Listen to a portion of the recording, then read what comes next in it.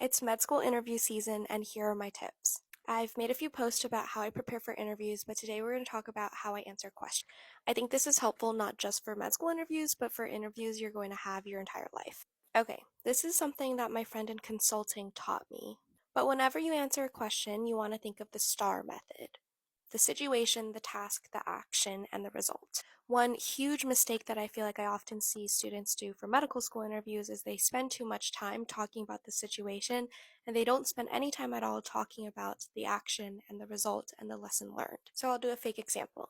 Let's say the question is, what is a challenge that you've experienced? I'm going to describe the situation. So the challenge I experienced was that I was working on a team project and a team member wasn't contributing.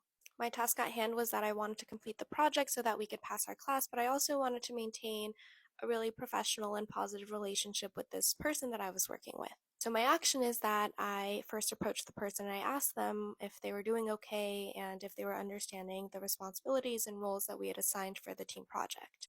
The result is that after having this conversation with them, I realized that they had a lot of personal things going on and that they needed to readjust what they were able to contribute to the project and also talk to the professor on the result, or something that I learned, is that instead of jumping to conclusions or acting really irrationally based off of my emotion and my frustration for someone not contributing to the project, it was better to have a conversation, to be honest, in order to move forward as a team.